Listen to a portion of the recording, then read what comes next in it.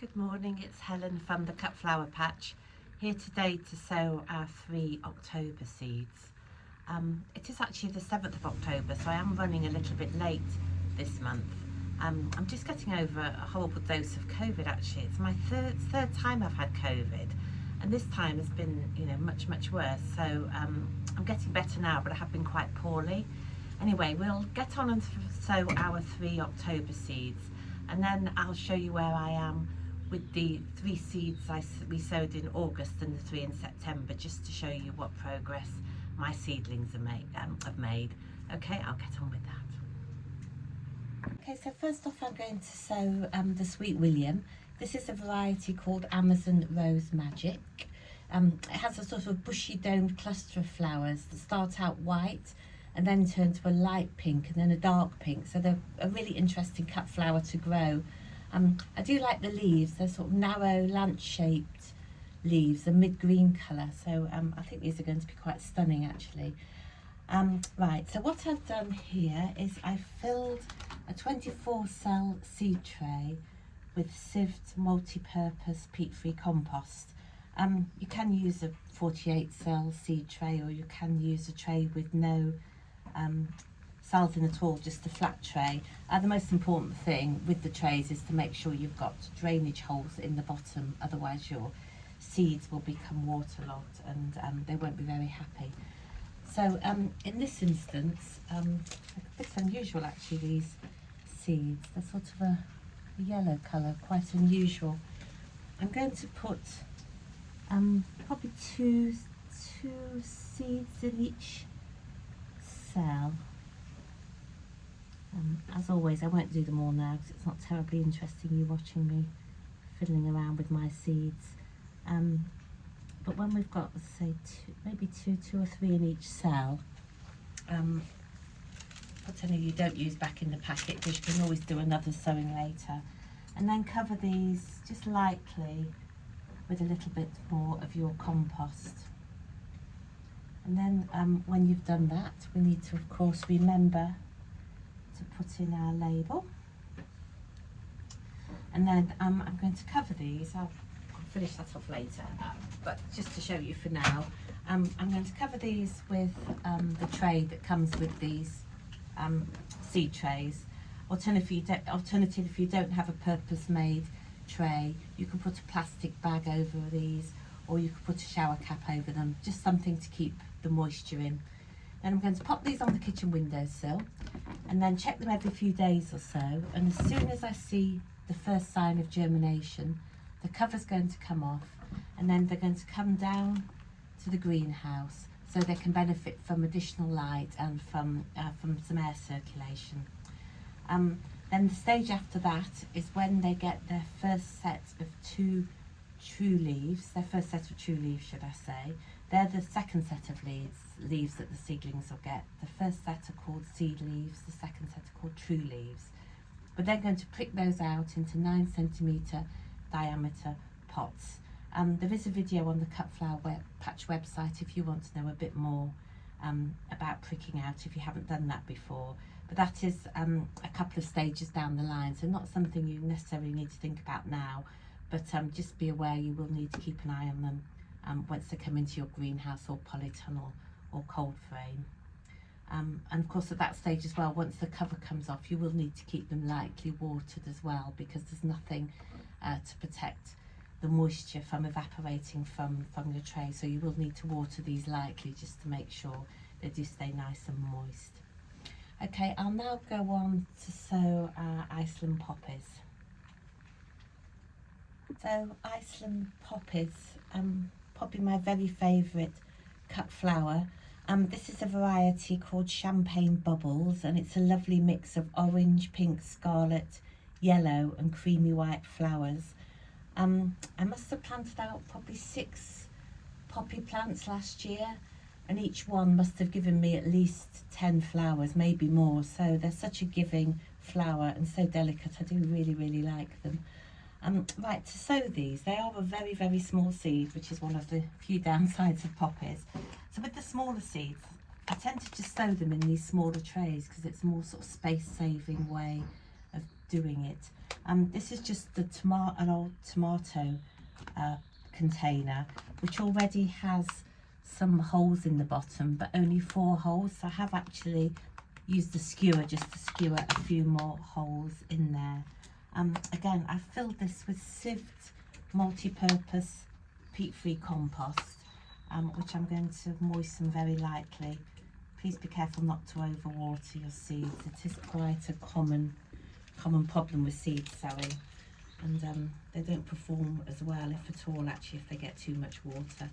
Like, these poppy seeds are tiny. Oh, as everybody who's been with me a while will know, I'm not a fan of the small seed. So you've got around 50 seeds in your pack. So what I am going to do in this instance is sow probably around half the pack, about 25 seeds. So these are surface sown seeds, which often the smaller seeds are. And I'm just going to sprinkle these as evenly as possible over the compost. I think that's probably about half. I'm just going to depress it lightly just to try and make sure the seeds do make contact with the compost. And then, as always, put the label in. And then they are going to go into a plastic bag, which I'll seal again to keep the moisture in. And then, as with the Sweet William, they are going to go onto the kitchen windowsill. I'll check them on a regular basis, and as soon as I see the first sign of germination, I'll take off the bag and bring them down into the greenhouse. If you don't have a greenhouse, there is an article on the Cut Flower Patch website about other suitable alternatives. So zippy greenhouses, polytunnels, cold frames, clear plastic boxes, all of those work equally well if you don't have a greenhouse. Okay, so Snapdragon, these are a variety called Madam Butterfly. Apparently they're an award-winning variety of Snapdragon. We've got the full spectrum of colours here: pink, red, cream yellow, and the lovely salmon. They're very strong growing and vigorous Snapdragons, so they do make exceptionally good cut flowers. I've been cutting Snapdragons in my patch now for about 5 months. And they're just coming to an end now, so they've been exceptional. I've had Snapdragons all season long, so I'm hoping we're going to get the same results from these. Okay, so again, another small seed. So like small seeds, they're surface sown again. So essentially the process I'm using is exactly the same process as I've done for the poppies. So I filled another old tomato punnet with sieved peat-free multi-purpose compost, and then again I'm going to surface sow these. So we've got about 50 seeds again, and I'm going to just sprinkle hopefully as evenly as possible over the surface, around 25 of those. So I'm sure you can't see the seeds going into this punnet, but I can assure you they are. So when I've put those on the surface of here, we're not going to cover those with compost. They are going to stay as they are. I always think it's amazing that you sow these tiny little seeds, and then next year we'll have wonderful cut flowers. It's always very pleasing. So again, I'm going to put in my label and then cover these, put them in a plastic bag to keep the moisture in, pop them on the kitchen windowsill, and then as soon as I see the first signs of germination, the cover will come off and then they'll come down into the greenhouse. Okay, so that's our 3 seeds sown for today. So now we'll just take a quick look at the seeds we sowed in August and September, so I can show you how they're coming along. Okay, so the August seeds that we sowed. So first off, this is my corn cockle, and they're all fairly similar in size. They are starting to outgrow their pots. So what I'm going to do with these, I'm going to put some of them in my patch. I'm going to plant them out now because they're a hardy annual. If you get them to a reasonable size, sort of fist size, and this is well above fist size, sort of 6 weeks before the start of your first frost, then they should survive the winter. So I'm not going to sow all of them, plant all of them out, just a few of them, maybe 4 or 5, and see how they get on. The ones that I don't plant out, I think I'm going to have to put into larger pots. As you can see, they're getting a little bit wobbly and they're outgrowing this pot. So I will plant on, pot on some of the ones that I don't actually plant out into my patch.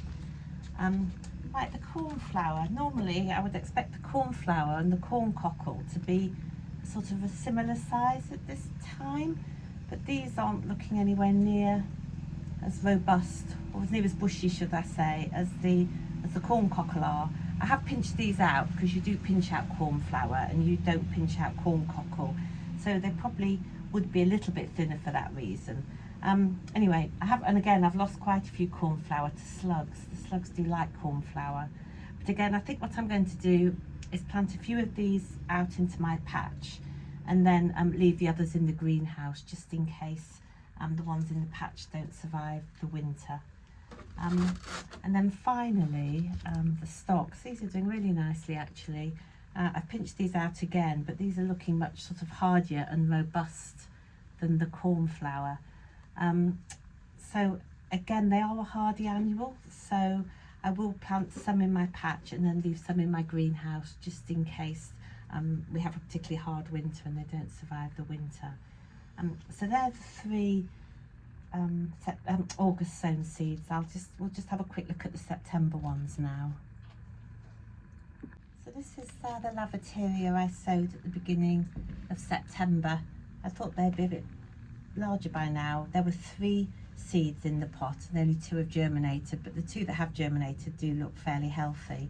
I'm going to leave these in the greenhouse. They'll overwinter in the greenhouse. If they start to look like they're getting too big for the pot, I probably will split them and put them into the individual pots, but we'll keep an eye on those and I'll let you know what I decide to do. The Nigella, again sown at the beginning of September. This got its true leaves, and then its seed leaves, then its true leaves. So I pricked these out and put them into 9cm pots. So I pricked them out of the tray and put them into slightly larger pots. As I say, if you haven't done this before, there is something on the Cut Flower Patch website that explains how to prick out. And then finally the larkspur. These were sown a little later because if you remember, the seeds were stratifying in the freezer for a couple of weeks. So these are just over 2 weeks now since I sowed these. So if you remember, we sowed them, I kept them in the dark, kept them in the shed, and as soon as the majority of them germinated, they came out of the shed and into the greenhouse.